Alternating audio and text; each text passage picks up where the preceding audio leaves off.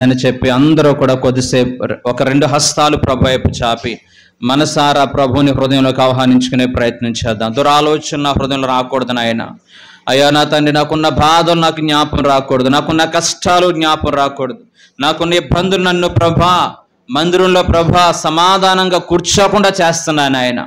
నీ మందిరానికి వస్తున్నాను కానీ వాక్యం వినకుండా ప్రభా నాకున్నటువంటి సమస్యలు నన్ను తొందర పెడుతున్నాను ఆయన. దయచేసి ప్రభా వాటన్నిటిని కూడా యేసుక్రీస్తు వారి యొక్క నామములో ప్రభా బంధించి తండ్రి, నీ వాక్యం పట్ల నాకు శ్రద్ధ, మీ వాక్యం పట్ల నాకు ఆసక్తి, మీ వాక్యం పట్ల ప్రత్యేకమైన ప్రేమ నాకు కనుపరిచి ఆ వాక్యాన్ని నా హృదయంలోనికి ఆహ్వానించుకోవడానికి కావలసిన కృప దయచేయండి ఆయన. నీ వాక్యం ద్వారా మాతో మాట్లాడండి ప్రభా. వాక్యం ధారాళంగా రాకుండా ఆటంకపరిచే ప్రతి విధమైన దురాత్మని యేసు అధికారనామలు ప్రారదోలి ప్రభా, జ్ఞానముతో తెలివితో వివేచనతో ప్రభా ఇక్కడ ప్రభా భూమికి ఆకాశం సృష్టికర్త అనే దేవుని యొక్క సన్నిధిలో మేమున్నామనేటువంటి ఒక భయముతో నీ వాక్యాన్ని స్వీకరించడానికి, నీ వాక్యాన్ని ప్రభా మా జీవితానికి అన్వయించుకోవడానికి మీరు కృప చూపించమని యేసు నామమున బట్టి అడుగుచున్నాము తండ్రి, amen. Praise the lord, hallelujah. Right, విలువైనటువంటి వర్తమానాన్ని మనం వినబోచున్నాం. దయచేసి పరిశుద్ధమైన బైబిల్ గ్రంథంలో నుంచి 101వ కీర్తన, భక్తుడైనటువంటి దావీదు రాస్తున్నటువంటి 101వ కీర్తన మనము ఈ ఉదయకాల సమయంలో ధ్యానించుకోబోతున్నాం. భక్తుడైనటువంటి దావీదు తన యొక్క వ్యక్తిగత జీవితంలో అనేకమైనటువంటి శ్రమల లోయల గుండా, ఆనందకరమైన పరిస్థితుల గుండా లేదా బాధాకరమైన పరిస్థితుల గుండా ఆయన వెలుచు ఉన్నప్పుడు ఆయన ప్రతి అనుభవాన్ని కూడా కీర్తన రూపంలో రాసి ఈరోజు మనం పరిశుద్ధమైన బైబిల్ గ్రంథంలో పొందుపరిచినటువంటి దావీదు ఇంచుమించుగా 74 కీర్తనలు రాశారు. ఈ 74 కీర్తనలు కూడా మన వ్యక్తిగత జీవితానికి ఎన్నో సందర్భాలలో ఆ మాటలు ఆయన చెప్పినటువంటి కీర్తనలో మన జీవితానికి బహు దగ్గరగా మన యొక్క జీవితంలో జరిగిన అనుభవాలకి దగ్గరగా ఉన్నటువంటి పరిస్థితి మనం ఎన్నోసార్లు చూస్తూ ఉంటాం. అనేక మంది నమ్మిన వారు మోసం చేసిన పరిస్థితి కావచ్చు, ఏ విధమైన కారణం లేకుండా గాయపరిచేటువంటి పరిస్థితి కావచ్చు. ఇలా చెప్పుకుంటూ పోతే తన వ్యక్తిగత జీవితం అనుభవించినటువంటి అనేక అనుభవాలని కీర్తన రూపంలో పొందుపరిచినటువంటి శ్రేష్టమైన కీర్తనలు బైబిల్ గ్రంథంలో దావీదు గారు చాలా వరకు రాసినట్లుగా మనము బైబిల్ పండితులు చెప్తూ ఉంటున్నారు. ఈ 101వ కీర్తన బహుశా అతడు రాజుగా మారడానికి ముందుగా, రాజు అవడానికి ముందుగా ఆయన రాసినట్లుగా బైబిల్ పండితులు చెప్తూ ఉంటారు. ఏమున్నాయి ఈ 101వ కీర్తనలో అని మనం చూసినట్లయితే, బైబిల్ గ్రంథంలో ఇశ్రాయేలుకు మొట్టమొదటి రాజుగా సౌల్ని దేవుడు ఏర్పాటు చేసుకున్నాడు. అలా ఏర్పాటు చేసుకున్నటువంటి యొక్క సౌలు జీవితంలో అనాది కాలంలోనే తాను యొక్క అవిధేయతను బట్టి, తాను యొక్క అవిధేయత కావచ్చు, తాను కలిగి ఉన్నటువంటి స్వార్థ బుద్ధి కావచ్చు, ఏదైనా కావచ్చు, తన రాజ్యము తన యొక్క చేతిలో నుంచి తొలగిపోవడానికి కారణాలు ఏంటి? దావీదు రాజు అవడానికి ముందుగా ఇంచుమించుగా దావీదును దేవుడు నీవు రాజు అవుతావు అని సమూయేలు ప్రవక్త ద్వారా అభిషేకించినప్పటి నుంచి రాజు అవడానికి ఇంచుమించుగా 17-18 సంవత్సరాలు కాలం పట్టింది. అతడికి 12 లేదా 14 సంవత్సరాల వయస్సులో సమూయేలు ప్రవక్త వచ్చి రాజుగా అతన్ని అభిషేకించాడు. మీరు బైబిల్ గ్రంథంలో నుంచి ఇంటికి వెళ్ళిన తర్వాత మీరు చదవండి. 1 సమూయేలు గ్రంథము 16వ అధ్యాయము 13వ వచనంలో మనం చూసినట్లయితే మొట్టమొదటిసారి దావీదు గొర్రెలు మేపుకునేటువంటి దావీదుని ఈ యొక్క సమూయేలు రాజుగా అభిషేకించినట్లుగా మనం చూడగలుగుతున్నాం. ఆ తర్వాత సౌలు చనిపోయిన తర్వాత ఈ యొక్క దావీదు కేవలం యోధా గోత్రకు మాత్రమే రాజుగా అభిషేకించబడ్డాడు హెబ్రోన్లో. ఈ మాట 2వ సమూయేలు గ్రంథము 2వ అధ్యాయము 4వ వచనంలో రాయబడి ఉంది. ఇది అయిన తర్వాత 7 సంవత్సరాలు యోధా వారిని పరిపాలించిన తర్వాత 7 సంవత్సరాల తర్వాత మొత్తం ఇశ్రాయేలు అటువంటి 12 గోత్రాల వారు కూడా ఈ యొక్క దావీదుని తమ మీద రాజుగా అభిషేకించారు. ఇది 2వ సమూయేలు గ్రంథము 5వ అధ్యాయము 3వ వచనంలో కనిపిస్తా ఉంటాది. ఈ విధముగా అభిషేకించబడిన దినం మొదలుకొని రాజు అవ్వడానికి ఇంచుమించుగా 18 సంవత్సరాల కాల వ్యవధిలో అనేకమైన విషయాలని దావీదు నేర్చుకున్నాడు. దీన్నే వెయిటింగ్ పీరియడ్ అంటారు, వేచి ఉండే సమయం అంటారు. దేవుడు మన జీవితాల్లో కూడా మన బ్రతుకుల్లో కూడా ఏదైనా ఇవ్వాలి అన్నప్పుడు, ఏదైనా ఇస్తానని వాగ్దానం చేసినప్పుడు ఆ వాగ్దానాన్ని మన జీవితాలలో వెంటనే నెరవేరకపోవచ్చు, కొంత సమయాన్ని దేవుడు తీసుకోవచ్చు. ఈ యొక్క వెయిటింగ్ పీరియడ్ లేదా ఈ యొక్క సమయానికి వేచి ఉండేటువంటి ఈ సమయంలో మనము అనేక విషయాలు నేర్చుకోవడానికి దేవుడు ఉన్నతమైనటువంటి ఒక అవకాశాన్ని దేవుడిస్తాడు. ఈ 18 సంవత్సరాల కాల వ్యవధిలో భక్తుడైన దావీదు దేవుడు చెప్పాడు, నన్ను రాజుగా చేస్తానన్నాడు, ఇంకా రాజుగా చేయలేదు, ఇంకా నాకు రాజ్యాలు ఇవ్వలేదు అని చెప్పి తొందరపడే ప్రయత్నం చేయలేదు. కానీ దావీదు క్షుణ్ణంగా కూర్చుని ఆలోచించాడు. దేవుని యొక్క ఉద్దేశం సౌలు పట్ల ఏమై ఉంది? 1 సమూయేలు గ్రంథం 13వ అధ్యాయంలో 13వ వచనంలో దేవాతి దేవుడు సౌలును గూర్చి ఏ వాగ్దానం చేశాడు? సౌలా, నీ అవిధేయతను బట్టి, నువ్వు కలిగి ఉన్నటువంటి మూర్ఖత్వ స్వభావాన్ని బట్టి, నువ్వు కలిగి ఉన్నటువంటి హృదయ కాఠిన్యతను బట్టి నేను నీ చేతి నుంచి రాజ్యాన్ని తీసివేసి మరొకరికి నేను ఇస్తున్నాను. కానీ వాస్తవంగా నా ఉద్దేశం అది కాదు, వాస్తవంగా నా ఆలోచన అది కాదు. సదాకాలము నువ్వు బ్రతికినంత కాలము నీ తరతరాలకి స్వాభాతిష్యంగా నీ కుటుంబంలో నుంచి మాత్రమే ఇశ్రాయేలీయులను ఏలబోయేవాడు వస్తాడు అన్న ఉద్దేశం. చదవని ఇంటికి వెళ్ళిన తర్వాత 13వ అధ్యాయం 13వ వచనంలో సదాకాలము నీ రాజ్యాన్ని స్థిరపరచాలనేది నా ఉద్దేశం. కానీ నీ అవిధేయత పనిని బట్టి, నీ మూర్ఖత్వ స్వభావాన్ని బట్టి నీ చేతిలో నుంచి రాజ్యాన్ని తీసివేసి మరొకరికి ఇచ్చేస్తున్నాను.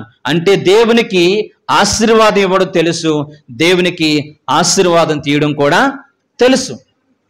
అయితే ఎందుకు దావీదు కూర్చుని, ఎందుకు తన జీవితంలో సౌలు యొక్క బ్రతుకులో ఎందుకు ఇంత భయంకరమైన పరిస్థితి? ఇశ్రాయేలు సౌలు అనే మాటకి కోరుకొనబడిన వాడు, దేవుని చేత కోరుకోబడ్డాడు.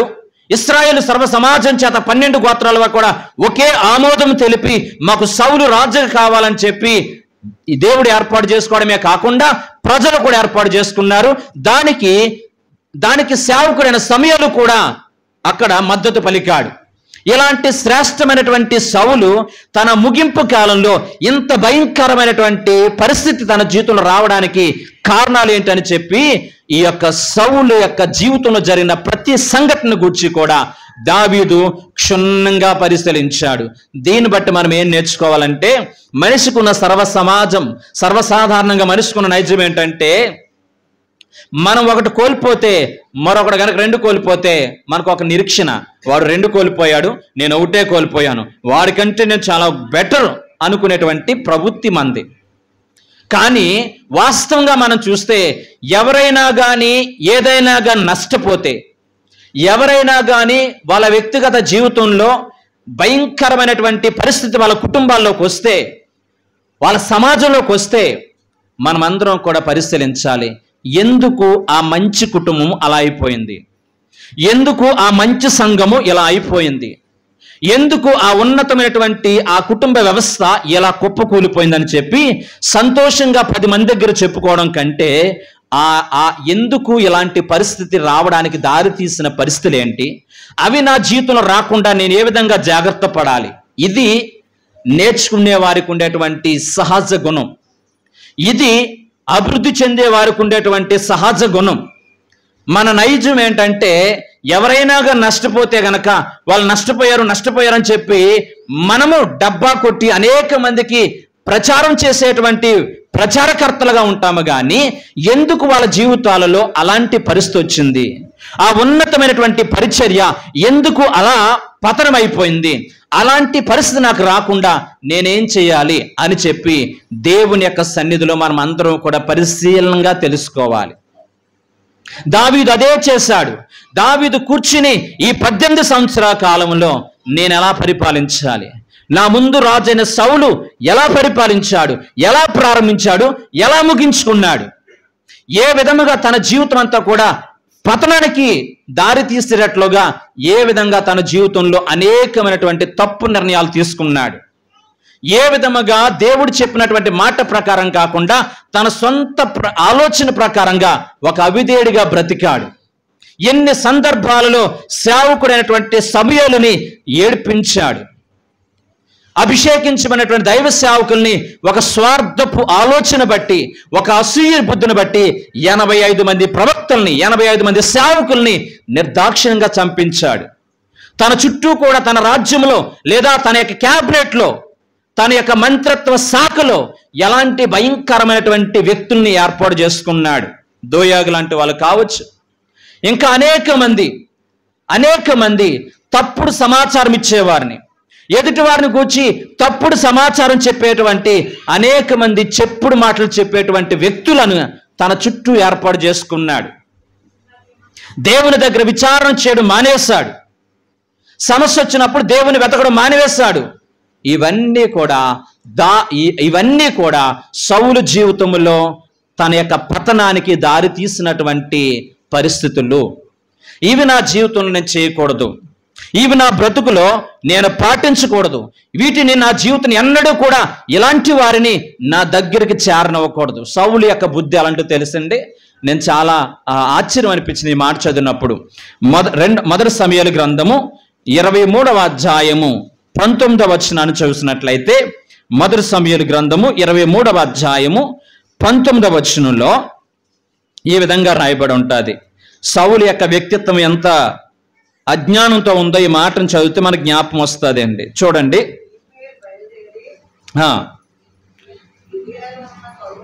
చూడండి అమ్మ.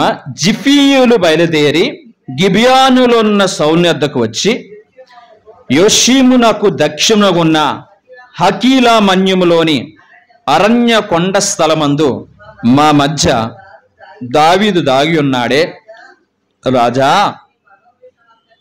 నీ మనోభష్టమంతటి చెప్పున దిగురమ్ము, రాజువైన నీ చేతికి అతన్ని అప్పగించుట మా పనిని చెప్పగా, సౌలు వారితో ఇట్లా నేను, మీరు నా యందు కనికిరపడినందుకై మీకు యెహోవా ఆశీర్వాదము కలుగునగాక. చూడండి, మన జీవితాల్లో మనం చేసేటువంటి దుర్మార్గు పనులకి, మనం చేసేటువంటి అన్యాయపు పనులకి దేవుణ్ణి ఆపాదిస్తాం.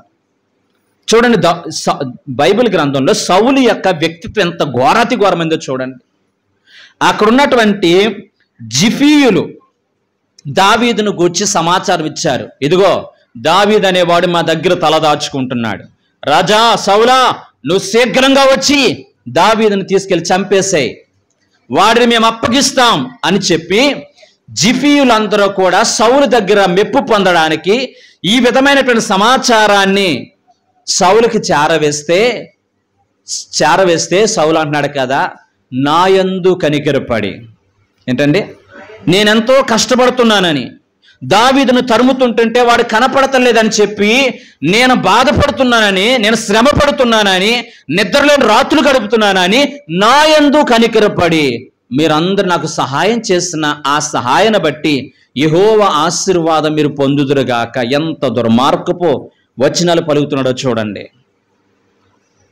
దోయాగానే వాడు సేవకుడితో దావీదు ఏదో తన యొక్క వ్యక్తిత్వాన్ని గురించి మాట్లాడుతూ ఉంటుంటే,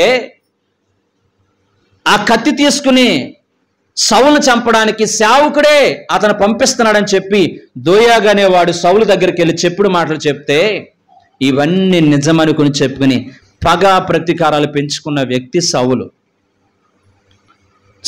పాడైపోవడానికి ప్రధాన కారణము ఇలాంటి వ్యక్తులను తన చుట్టూ ఏర్పాటు చేసుకున్నందుకు. దయచేసి వాక్యం వింటున్న ప్రియమిట్లారా, నేను ఒక సేవకుని కావచ్చు, మీరు ఒక కుటుంబ వ్యవస్థలో ఉండవచ్చు. ఈ రోజున ఒక సంఘం పాడైపోతుందన్నా, ఒక కుటుంబ వ్యవస్థ పాడైపోతుందన్నా, ఒక సంస్థ పాడైపోతుందన్నా 100% వాళ్ళ చుట్టూ ఉండేటువంటి వ్యక్తులు. చూడండి, చాలామంది అంటారు ఆయన చాలా మంచోడండి, కానీ చుట్టూ ఉన్న వాళ్ళు మంచోళ్ళు కాదు. నా భర్త చాలా మంచోడు, కానీ నా భర్త యొక్క స్నేహితులు అతన్ని తప్పుదోవ పట్టిస్తూ ఉంటున్నారు. భార్య చాలా మంచిది, కానీ ఆమె చేసే స్నేహము, ఆమె చేసే స్నేహితులు మంచివారు కాదు. మా సేవకుడు చాలా మంచోడు, వాళ్ళ చుట్టూ ఉన్నటువంటి వ్యక్తులు ఇలాంటి వారని చెప్పి ఈ రోజున అనేక సంఘాల యొక్క గూర్చి, అనేక కుటుంబాల గూర్చి మనము పదే పదే మాట్లాడుకుంటూ ఉంటాం. ఇది తెలుసుకున్న దావీదు తన వ్యక్తిగత జీవితంలో నేను రాజు అయిన తర్వాత నేను ఇలాంటి వారిని దూరం చేసుకోవాలి. ప్రైజ్ హల్లెలూయా. ఈ 101వ కీర్తన క్షుణ్ణంగా చదివితే, ఒక మంచి సేవకుడు క్షుణ్ణంగా చదివితే, ఒక కుటుంబ యజమాని క్షుణ్ణంగా చదివితే, ఒక సంస్థ డైరెక్టర్ క్షుణ్ణంగా చదివితే, ఆ వ్యవస్థ, ఆ సంఘం, ఆ కుటుంబం ఎంత ఉన్నతమైనటువంటి కాపుదలలో ఉంటుంది అనడానికి ఉన్నతమైన అనుభవాలన్నీ కూడా దావీదు భక్తుడు క్రోడీకరించి రాసినట్లుగా మనం చూడగలుగుతున్నాం. ప్రైజ్ హల్లెలూయా. మొట్టమొదటి మాట ఏమన్నదో చూడండి. మొట్టమొదటి మాట, నీ కృపను గూర్చి, న్యాయమును గూర్చి నేను పాడేదను. దేవునికి స్తోత్ర. హల్లెలూయా. నీ కృపను గూర్చి, న్యాయమును గూర్చి నేను పాడేదను. ఒక నాయకుడికి, ఒక సేవకునికి ఉండవలసిన మొదటి క్వాలిటీ ఏంటంటే, మొదటి దిద్దుబాటు ఉండాలి, రెండోది మద్దతు కూడా ఉండాలి. ఈ రోజున కృప, రెండోది న్యాయం. ఒక వ్యక్తికి కృప చూపించుకుంటూ వెళ్ళిపోమనుకోండి, ఆ యొక్క సంస్థ కానీ, ఆ సంఘము కానీ, ఆ కుటుంబం కానీ ఏమైపోద్దంటే దుష్టత్వంలోకి వెళ్ళిపోద్ది. అవునా కాదండి? కృప అంటే ఏంటి?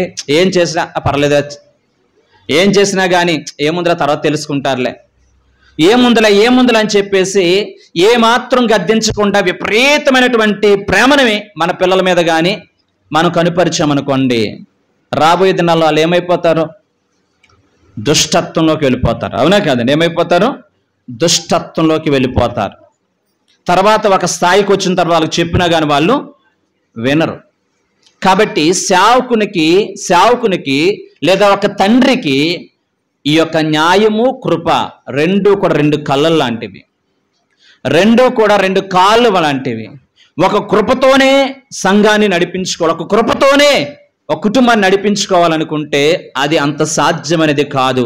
విశ్వాసులు కానీ, కుటుంబస్తులు కానీ ఎలా మారిపోతారంటే దుష్టత్వంతో మారిపోతూ ఉంటారు, దుష్టులుగా మారిపోతూ ఉంటారు. ద బెస్ట్ ఎగ్జాంపుల్ మనం చూసినట్లయితే గనక బైబిల్ గ్రంథంలో మొదటి సమూయేలు గ్రంథంలో, ఈ సమూయేలు కంటే ముందు ఏలీ అనేటువంటి దైవ సేవకుడు ఉంటాడు. వాళ్ళ పిల్లల విషయంలో ఏలీ అనే వ్యక్తి ఎప్పుడు కూడా కృపగానే చూపించాడు. చివరికి వాళ్ళ దుష్టత్వంలోకి వెళ్ళిపోయారు. ఇక రెండోదిగా మనం చూసినట్లయితే న్యాయము. ఏంటండి? న్యాయం. నేను న్యాయానికి పెద్దపీట వేస్తానని చెప్పి ఏ చిన్న మిస్టేక్ చేసినా, ఏ చిన్న తప్పిదం చేసినా కొంచెం కూడా అవకాశం ఇవ్వకుండా, కొంచెం కూడా జాలి చూపించకుండా, కొంచెం కూడా అనురాగం చూపించకుండా శిక్షిస్తూ ఉన్నామనుకోండి, వాళ్ళు ఒక స్థాయికి వచ్చేసరికి ఏమైపోతారంటే దౌర్జన్యం చేసేవారిగా మారిపోతారు, రెబలైపోతారు, కఠినాత్ములు అయిపోతూ ఉంటారు. సో కాబట్టి నా రాజ్యంలో, నేను పరిపాలించేటువంటి నా రాజ్యంలో నేను తీసుకునేటువంటి మొట్టమొదటి నిర్ణయము, నేను ఖచ్చితంగా కృపని పాటిస్తా, నేను ఖచ్చితంగా న్యాయంను పాటిస్తా, నేను ఖచ్చితంగా దిద్దుబాటు ఇస్తాను, కొన్ని సందర్భాలలో నేను మద్దతు కూడా ఇస్తాను. మద్దతు ఇచ్చినంత మాత్రాన ఈ యొక్క దైవ సేవకుడు లేదా ఈ తండ్రి వీళ్ళని ప్రోత్సహిస్తున్నాడు అనడానికి వీలు లేదు. కొన్ని పర్యాయాలలో దిద్దుబాటు కోసం హెచ్చరిస్తున్నా కానీ ఇలా ఎందుకు హెచ్చరిస్తున్నాడు అనుకోవడానికి అవకాశం లేదు. ఒక తండ్రి ఏ విధంగా కుటుంబంలో రెండూ కూడా ప్రాముఖ్యం. ప్రేమించవలసిన సమయంలో ప్రేమించాలి, గద్దించవలసిన సమయంలో గద్దించాలి. ఈ రెండూ కూడా మన యొక్క జీవితాలలో సమపాలుగా ఉండాలి తప్ప దయచేసి మనము మన కుటుంబంలో మన పిల్లల్ని తీహార్ జైల్లో పెట్టినట్లుగా ఉండకూడదు. సంఘంలో కూడా విశ్వాసాన్ని తీహార్ జైల్లో పెట్టినట్లుగా వాళ్ళతో మాట్లాడకూడదు, వీళ్ళతో మాట్లాడకూడదు, ఎలా ఉండకూడదు అని చెప్పి కొన్ని కండిషన్లు పెట్టి బాధ పెట్టేవారు ఉండకూడదు.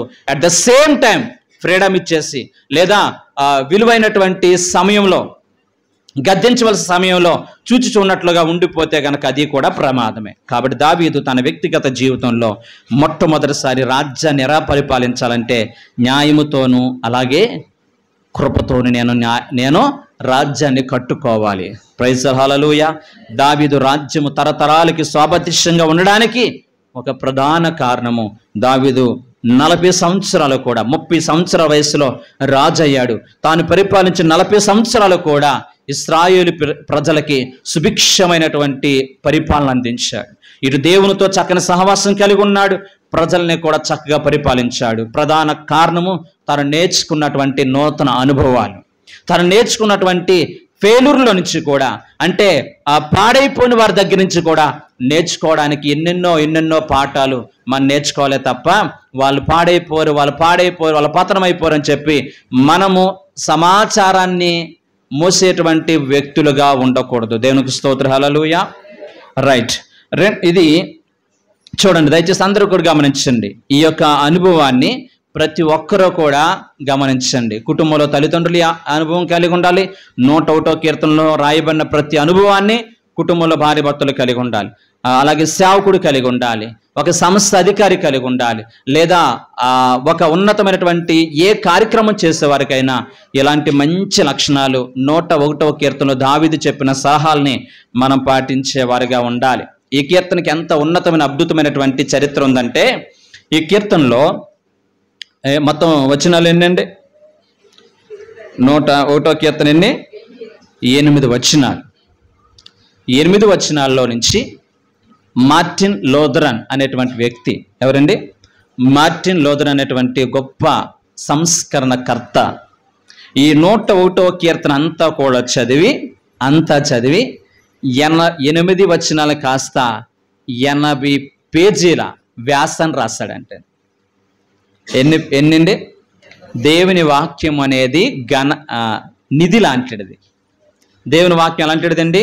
నిధి. తవ్వే కొలది గనులు అనేవి బయటపడుతూనే ఉంటాయి. ఒక్కొక్క వచనానికి ఒక పేపర్ రాశాడు. ఈ యొక్క అధ్యాయం అంతా కలిపి ప్రసంగం అంతా సిద్ధపరచడానికి ఇన్ని గంటలు కష్టపడినా నాకు 2 పేజీలు కూడా అవ్వలేదు.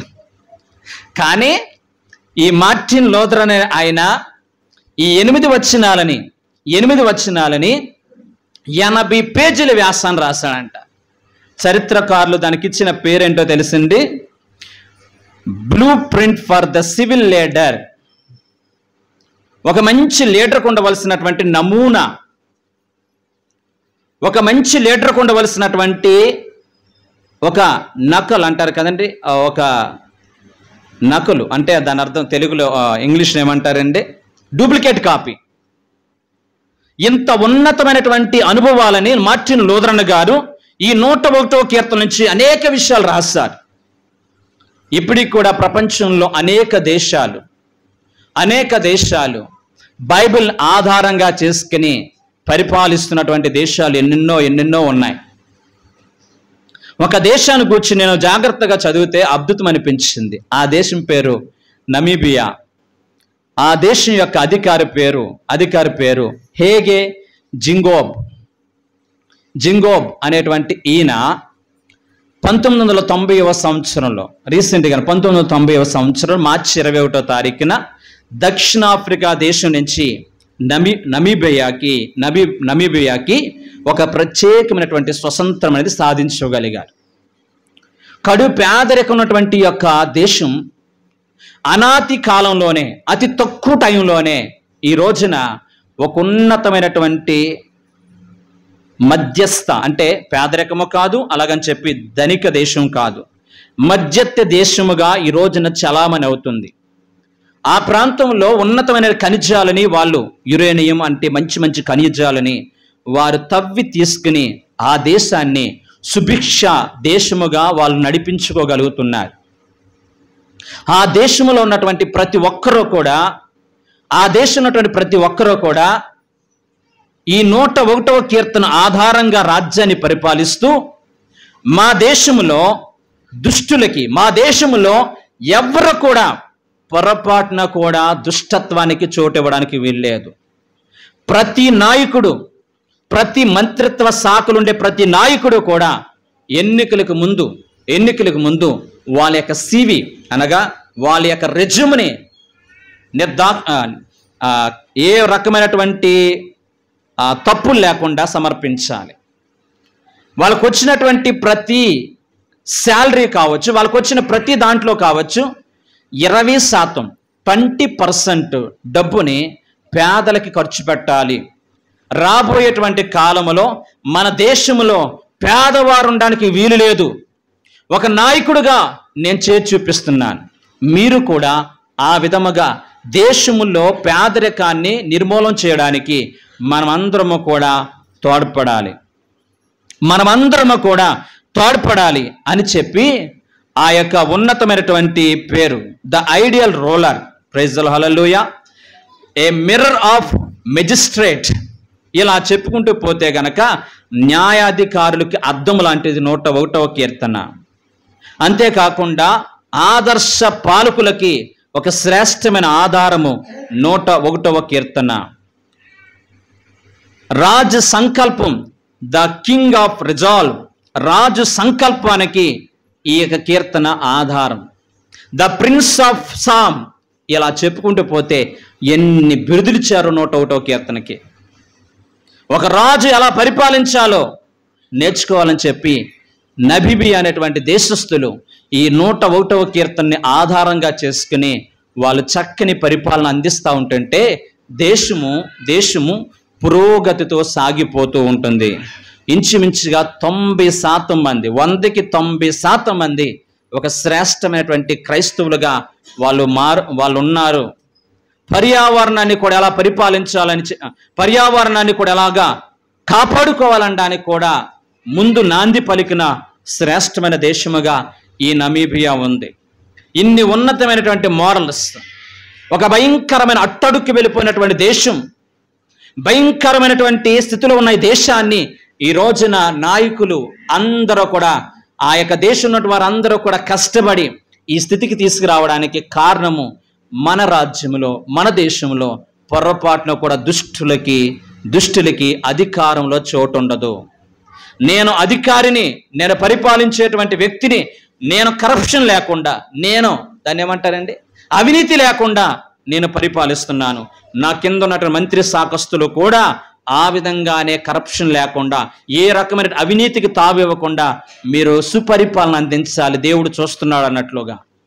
ఈ రోజున ప్రతి ఒక్కరూ కూడా ఎన్నిసార్లు మన జీవితం 101వ కీర్తన చదివేస్తాం, పేపర్ చదివినట్లుగా ఎన్నిసార్లు మన జీవితాల్లో ఈ 101వ కీర్తన మనం ధ్యానించాం.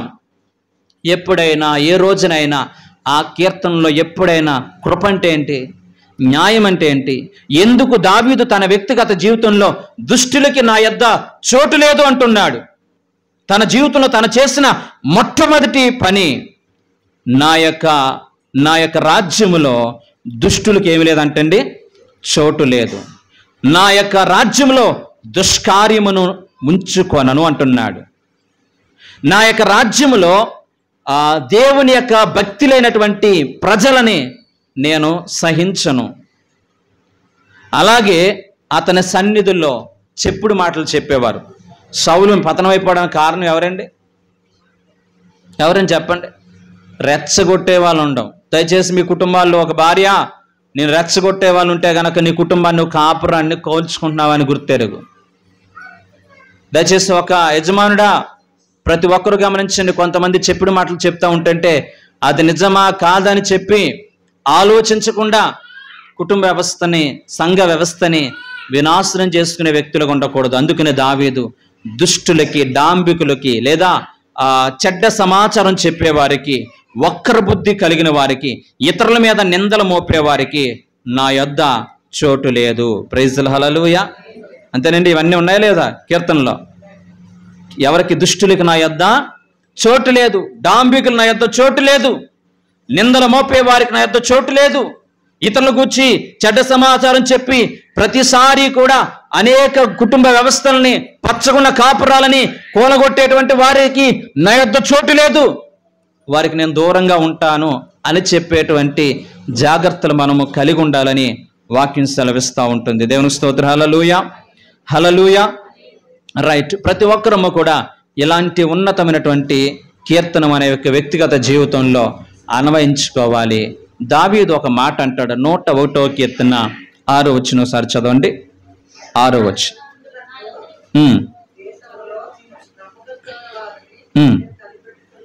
దేవునికి స్తోత్రం, హల్లెలూయా. నా యొద్ద ఉండునట్లుగా దేశములో నమ్మకస్తులైన వారిని కనిపెట్టుచున్నాను. దేవునికి స్తోత్రం, హల్లెలూయా. మరొక విలువైన మాట నేను చెప్పడం గమనించండి. యూరోపియన్ కంట్రీస్ అంటే యూరప్ ఖండానికి సంబంధించిన అనేక దేశస్తులు 101వ కీర్తన ట్రెడిషనల్గా, ఒక అలవాటుగా, ఒక ఉన్నతమైనటువంటి విషయాల్ని జ్ఞాపకం చేసుకుని వారందరూ కూడా వారి వారి దేశాలని పరిపాలిస్తున్నారంటే అండి. యూరోపియన్ ట్రెడిషన్ అంటారంటే ఈ కీర్తనని. విలువైన మాట, ద యూరోపియన్ ట్రెడిషనల్ సామ్. అద్భుతమైనటువంటి మాటలు 101వ కీర్తనలో దాగి ఉన్నాయి. దావీదు అంటున్నాడు, నా యొద్ద నివసించినట్లు దేశములో అపనమ్మకస్తులు కాదు, దేశములో బాగా డబ్బున్న వారిని కాదు, దేశములో బాగా పేరుగాంచిన వారిని కాదు, నా యొద్ద నివసించినట్లుగా దేశములో నమ్మకస్తులను నేను చెప్పండి నేను కనిపెట్టుచున్నాను. ప్రైజ్ ది లార్డ్, హల్లెలూయా. భూమికి ఆకాశం సృష్టికర్తన దేవాతి దేవుడు కేవలం 40 సంవత్సరాలు మాత్రమే పరిపాలించిన దావీదు అతని రాజ్యంలో ఉండడానికి దేశములో నమ్మకస్తులను అతడు కనిపెడుతున్నాడంటే, నా నిత్యము నా యొద్ద ఉన్నట్లుగా, నా రాజ్యంలో ఉన్నట్లుగా దేశంలో నమ్మకస్తుల కొరకు నేను కనిపెడుతున్నానని చెప్పి దావీదు ఆ విధముగా ప్రయత్నాలు చేస్తున్నాడంటే, యుగ యుగాలు తరతరాలు ఆయనతో పనుడానికి పిలిచిన మనము ఆయన సన్నిధిలో చిరకాలము నివసించినట్లుగా నీవు నేను కూడా నమ్మకస్తులుగా లేకపోతే అపనమ్మకస్తులుగా మనం ఉంటే దేవుని రాజ్యంలో మనకు చోటు ఉంటుందా? ఈ రోజున మనం పరిశీలించుకుందాం.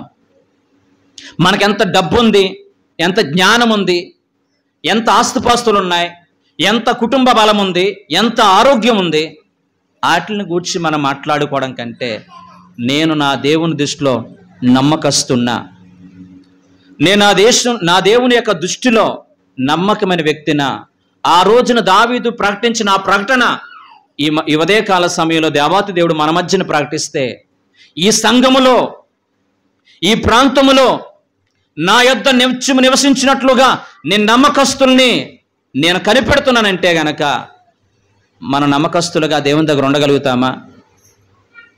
మనలో దేవుని నమ్మడానికి ఒక ఆధారాలు, దేవుని నమ్మడానికి ఒక అవకాశం మనలో ఉన్నాయా? మనం అందరము కూడా ఎలా మారాలి? దేవుని రాకడ బహు సమీపంలో ఉంది, ఎలా మారాలి? దేవుని నమ్ముకునేటువంటి స్థితిలో నుంచి, అందరూ కూడా రాసుకోండి, దేవుని నమ్ముకునేటువంటి ఈ స్థితిలో నుంచి దేవుడు నమ్మే స్థితికి మనం రావాలి. హల్లెలూయా. మనం అందరం కూడా దేవుని నమ్ముకోవడానికి ఇక్కడికి వచ్చాం, దేవుణ్ణి ఆరాధించడానికి ఇక్కడికి వచ్చాం, దేవుని మహిమపరచడానికి ఇక్కడికి వచ్చాం. దేవుని నమ్ముకోవడానికి వచ్చిన నిన్ను దేవుడు నమ్మే స్థితికి రావాలి. అదే క్రైస్తత్వానికి ముందున్నటువంటి గొప్ప సవాల్. దావీదు భక్తుడు తన రాజ్యములు నమ్మకస్తుల కొరకు కనిపెడుతున్నట్లుగా పరమందున్న దేవాతి దేవుడు యథార్థవంతులను బలపరచుటకు యెహోవా కనుదృష్టి లోకమంతా కూడా సంచారం చేస్తూ ఉంటుంటే, ఆయన సంచారంలో యథార్థవంతులుగా, నమ్మకమైనటువంటి వ్యక్తులుగా మన హృదయాలు ఉన్నాయా? అపనమ్మకస్తులుగా మనం ఉంటున్నామా? ఒకవేళ ఇంకా అపనమ్మకస్తులుగా మనం ఉన్నట్లయితే దయచేసి దేవుడు నీకు నాకు కూడా ఒక చక్కని అవకాశం ఇస్తున్నాడు. మనం పరిశీలించుకుందాం, మన వ్యక్తిత్వాన్ని మార్చుకుందాం. మనలో దుష్టత్వానికి చోటు ఇవ్వద్దు. మనం ఎవరి గురించి చెప్పుడు మాటలు చెప్పేవారుగా ఉండొద్దు. కపటపు మాటలు మన నోట రాకుండా కాపాడుకోవడానికి ప్రయత్నం చేద్దాం. ఎవరి మీద కూడా నిందలు మాపకుండా మనం బ్రతకడానికి ప్రయత్నం చేద్దాం. దేవుడిచ్చిన ప్రతి పనిలో కూడా నమ్మకత్వాన్ని ప్రదర్శిద్దాం. దేవుడు నిన్ను ఎవరు మెచ్చుకోకపోయినా, ఎవరు నిన్ను గుర్తించకపోయినా పరమందున్న దేవాతి దేవుడు నిన్ను చూస్తున్నాడు, నిన్ను గుర్తిస్తున్నాడు. నిన్ను నమ్మకస్తురాలుగా దేవుడు ఆయన తన సంఘంలోనే కాదు సమాజంలో ప్రకటించే రోజు రాబోతుంది. నన్ను ఎవరు చూసినా చూడకపోయినా నేనంటూ ప్రతి పనిలో కూడా నమ్మకస్తుడుగా బ్రతుకుతాను, నమ్మకస్తురాలుగా బ్రతికే కృప నాకు ఇవ్వండి ఆయన. నా భర్త దగ్గర నేను నమ్మకస్తురాలుగా నేను నటించవచ్చు, భార్య దగ్గర నమ్మకస్తురాలుగా నేను నటించవచ్చు, సంఘము దగ్గర నమ్మకమైన సేవకుడుగా నేను నటించవచ్చు. హృదయ రహస్య నిర్ణయ దేవాతి దేవుని ఎదుట మనమందరం ఒక నమ్మకస్తులుగా మనం ఆయన నమ్ముకునే స్థితి నుంచి మనల్ని ఆయన నమ్మే స్థితికి మనం అందరం రావడానికి దేవుడు కృప చూపించిన గాక. బైబిల్లో అనేక మందిని దేవుడు నమ్మాడు, ఎవరెవరిని దేవుడు నమ్మాడో మనం అందరం కూడా తెలిసిన విషయాలే త్వరగా మనము నేర్చుకోవడానికి ప్రయత్నించేద్దాం. అందులో మొట్టమొదటి వ్యక్తి అబ్రహామును దేవుడు నమ్మాడు. దేవుడు నమ్మాడు. ఎంతగా నమ్మాడంటే అబ్రహాము జీవితంలో ఏది ఆలస్యం చేసినా నన్ను విడిచిపెట్టి వెళ్ళడు అనే నమ్మకాన్ని అబ్రహాం పట్ల దేవుడు కలిగి ఉన్నాడు. అంతేకాకుండా అబ్రహాముకు ఉన్నట్టు వ్యక్తిత్వం ఎలాంటిదంటే ఈ భూప్రపంచంలో నాకంటే ఎక్కువగా ఎవరిని కూడా ప్రేమించడు అనే నమ్మకాన్ని దేవుడు అబ్రహాం పట్ల కలిగి ఉన్నాడు. అందుకని అబ్రహామా, నీ తల్లిని తండ్రిని విడిచిపెట్టి, నీ స్వజనుల్ని విడిచిపెట్టి, నీ యొక్క భూభాగాన్ని విడిచిపెట్టి నేను చూపించే దేశానికి రా, వస్తాను ఆయన. పిల్లల్ని ఇస్తానని చెప్పి 25 సంవత్సరాలు అవుతున్నా కానీ ఇవ్వకపోయినా దేవుని నమ్మాడు. అది అతని నీతిగా ఎంచబడింది. 25 సంవత్సరాల తర్వాత ఇచ్చిన బిడ్డని దేవుడు నాకు అర్పణగా ఇస్తావని కోరుకున్నప్పుడు ఇస్తాను ఆయన. ఇది కాదని నమ్మకత్వం. దేవుడు అబ్రహాముని నమ్మాడు కాబట్టే అటువంటి శ్రమల గుండా నడిపించాడు. ఈ రోజున మన యొక్క వ్యక్తిత్వం ఎలాగుంది? అన్నీ బాగున్నప్పుడు స్తోత్రం స్తోత్రం అని చెప్పడం చాలా ఈజీ. నీ జీవితంలో దేవుడు నేను పరీక్షాకాలం నడిపిస్తున్నప్పుడు, నీ వ్యక్తిగత జీవితంలో పరీక్షలు కూడా నడిపించినప్పుడు నీ నమ్మకత్వాన్ని కాపాడుకునేవారుగా మనమందరం ఉండాలి. రెండోదిగా మనం చూసినట్లయితే నోవాహు ఇదివరకు చూడనటువంటి భయంకరమైనటువంటి వర్షం రాబోతుందని చెప్పినప్పుడు దేవుని యొక్క మనస్సుని అర్థం చేసుకుని నోవాహు దేవుని నమ్మి 100 సంవత్సరాల పాటు వాడను సిద్ధపరిచాడు. ఎన్ని అవమానాలు వచ్చినా దేవుని రాకడ వస్తుంది అని చెప్పి ఎంతోమంది అంటున్నారు, ఎక్కడొస్తుందని చెప్పి ఈ రోజున తిని తాగి సుఖించేటువంటి దినాలు కాదు అని చెప్పి దేవుని సన్నిధిలో మనం సపర్క్ చేసుకుందాం. ఇక మూడోదిగా మనం చూసినట్లయితే గనక మోషే నా ఇల్లంతరూ నమ్మకాన్ని వాడు. ఏమిచ్చాడండి బిరుదు ఏమిచ్చాడండి? మోషేకి దేవుడిచ్చిన బిరుదు, మోషే నా ఇల్లంతట్లో కూడా నమ్మకమైన వాడు. దేవుడు నాకు ఇచ్చిన భక్తుడైనటువంటి మోషేకి దేవుడు అప్పగించిన ప్రతి పనిలో కూడా నమ్మకత్వాన్ని ప్రదర్శించాడు. ప్రజలు శోధించిన, ప్రజలు బాధ పెట్టినా, ప్రజలు ఇబ్బంది పెట్టినా తన నమ్మకత్వాన్ని కోల్పోకుండా దేవుని పట్ల, దేవుని యొక్క ఇల్లులో, దేవుని యొక్క సంఘములో అతను నమ్మకస్తుడిగా బ్రతినట్లుగా మనం చూడగలుగుతున్నాం.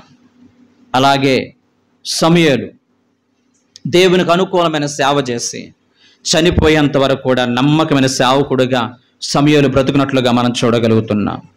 యోసేపు తన జీవితంలో ఎన్ని శ్రమలు వచ్చినా, ఎన్ని అవమానాలు వచ్చినా, ఎన్ని శోధనలు వచ్చినా నమ్మకస్తుడిగా బ్రతుకున్నట్లుగా మనం చూడగలుగుతున్నాం. అంతెందుకు యోబు తన జీవితంలో ఎన్ని శ్రమలు వచ్చినా, ఆస్తులన్నీ పోయినా, అనాథగా మిగిలిన, ఆప్తులందరూ దూరం అయిపోయినా, చివరికి గోక్కోవడానికి కనీసం శరీరం అంతా కూడా కుళ్ళిపోయినా యోబు తన నమ్మకత్వాన్ని విడిచిపెట్టలేదు.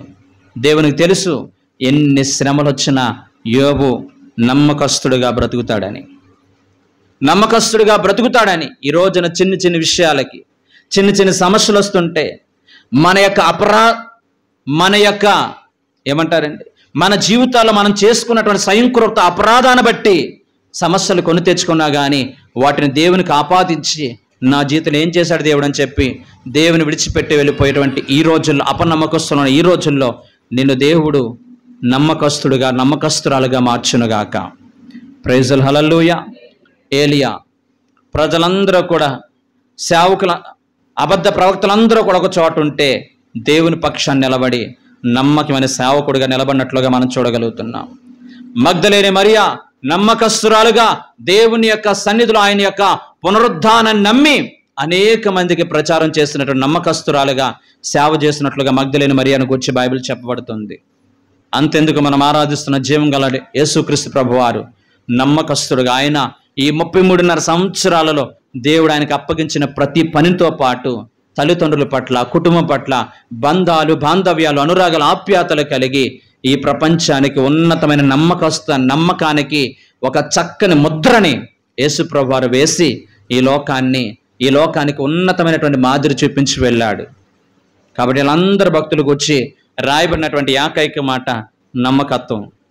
నమ్మకమైన వారి కొరకు దేవుడు పరిశీలనగా చూస్తూ ఉంటున్నాడు. దయచేసి నీవు కూడా, నేను కూడా నమ్మకస్తురాలుగా బ్రతుకుదాం. దయచేసి నమ్మకత్వం అనేది ఎప్పుడు తెలుస్తుందంటే శోధనలు వచ్చినప్పుడు. ఎప్పుడండి? డీప్గా దేవునికి దగ్గర ఉన్నప్పుడు. మీ అందరూ కూడా ఇంటికి వెళ్ళిన తర్వాత చదవని సమయం లేదు కాబట్టి మత్తయి శుభవార్త 19వ అధ్యాయము 22వ వచనం. మత్తయి శుభవార్త 19వ అధ్యాయము 22వ వచనంలో ఒక యవనస్తుడు ఉంటాడు. యేసు ప్రభువారి దగ్గరికి వస్తాడు. యేసు ప్రభువారి దగ్గరికి వచ్చి, దేవా చూడండి మత్తయి శుభవార్త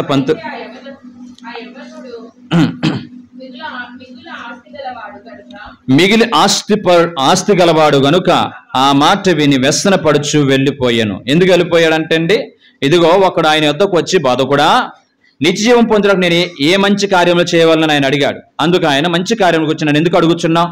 మంచివాడు అక్కడే, నీవు జీవంలోనికి ప్రవేశింపగోరిన ఎడల ఆజ్ఞను గైకొనమని చెప్పాను. అతడు ఏ ఆజ్ఞను అడగా, యేసు నరహత్య చేయవద్దు, వ్యభిచరించవద్దు, దొంగిలించవద్దు, అబద్ధ సాక్ష్యం పలకవద్దు, తల్లిదండ్రులు సన్మానించు, నిన్ను వల్ల నీ పొరుగుని ప్రేమించు అన్నది. అందుకు ఆ యవనస్తుడు, ఇవన్నీ అనుసరించి వస్తున్నాను, ఇక నాకు ఏమి కొద్ది ఉందని అడిగాను. అందుకు యేసు, నీవు పరిపూర్ణ గోరిన ఎడల పోయి నీ ఆస్తిని అమ్మి బీదలకేమో, అప్పుడు పరలోకమందు నీకు ధనము కలుగును, నీవు వచ్చి నన్ను వెంబడించమని అతనితో చెప్పాను. ఇలాంటి క్రైస్తవులు చాలా మంది ఉంటారు. వాళ్ళు అనుకుంటారు, నేను దేవుని యొక్క ఆజ్ఞలు పాటిస్తున్నాను కాబట్టి చాలా నమ్మకస్తుని, చిన్నప్పటి నుంచి చర్చికి వెళ్తున్నాను కాబట్టి నేను చాలా నమ్మకస్తుని, బైబిల్ జ్ఞానం నాకు బాగా తెలుసు కాబట్టి నేను మంచి నమ్మకస్తుని, నేను వాక్యాన్ని బాగా బోధిస్తున్నాను కాబట్టి నేను చాలా నమ్మకస్తుని అని చెప్పి కొన్ని సందర్భాలలో మనల్ని మనం మోసం చేసుకుంటాం. ఈ యవనస్తుడు కూడా అలాగే నిత్యజీవం పొందనని ఏం చేయాలి ప్రభు అని యేసు ప్రభు దగ్గరికి వస్తే అతడు, నీవు ఇలా ఆజ్ఞలు పాటించు అన్నాడు. ఇవన్నీ నేను చిన్నప్పటి నుంచి పాటిస్తున్నా, అయితే నీకు ఒకటి కొదువుగా ఉంది. ఏంటి ఆ కొదువా అంటే, నీకు చాలా ఆస్తి ఉంది కదా, ఆ ఆస్తిని నమ్మి బీదలకు ఇవ్వి, అప్పుడు పరలోకంలో నీ యొక్క ఆస్తి అధికమవుతుంది అని చెప్పాడు. అంటే పరీక్షించడానికి, విశ్వాసాన్ని లేదా నమ్మకత్వాన్ని టెస్ట్ చేయడానికి. వాడు మిక్కిలి ఆస్తిపరుడు గనక వ్యసనపడి, అంటే కోపపడి ఆయన విడిచిపెట్టి వెళ్ళిపోయాడు. ఎంతమంది లేరంటే అపనమ్మకస్తులు. దేవుడు నీ యొక్క జీవితంలో నీకు ఇష్టమైనది దేవునికి కావాలని కోరుకున్నప్పుడు నమ్మకత్వాన్ని కోల్పోతున్న వ్యక్తులు ప్రపంచంలో ఎంతమంది ఉన్నారు? ఈ యవనస్తుడు అన్ని పాటిస్తున్నాడు, చాలా మంచివాడే, కానీ అతను కొదువుగా ఉన్న దానిని విడిచిపెట్టే విషయంలో నమ్మకత్వాన్ని కోల్పోయాడు. ఇలాంటి వ్యక్తులు ఎందరెందరో ఉన్నారు. అలాగే అపోస్తలుల గారి 5వ అధ్యాయం 1వ వచనంలో మనందరికీ తెలిసిన ఒక జంట, అననీయ సపీర, చాలా మంచోళ్ళే, చాలా వ్యక్తిత్వం గల వాళ్ళే, కానీ వాళ్ళది కానటువంటి కొంత సొమ్మును దాచుకుని వాళ్ళ నమ్మకత్వాన్ని కోల్పోయారు, ప్రాణాలు కోల్పోయారు. ఇవన్నీ కూడా దృష్టాంతంగా దేవుడు ఎందుకు ఉంచాడంటే, మనం ఇంకా భ్రమపడుతున్నాం, చాలా మంచిదాన్ని, చాలా మంచోన్ని అని అనుకుంటున్నాం, ఇంకా మన దేవుని దగ్గరికి ఇంకా నమ్మకస్తులుగా మారలేదు. మనం ఆయన నమ్ముకునేవారు ఉంటున్నాము కానీ ఆయన నమ్మే స్థాయికి ఇంకా రాలేదు. ఆ స్థాయికి దేవుడు మనందరినీ నడిపించునుగాక. ఆమేన్. అందరూ కూడా తలలో వంచండి, ప్రార్థన చేసుకుందాం. అందరూ కూడా తలలో వంచండి.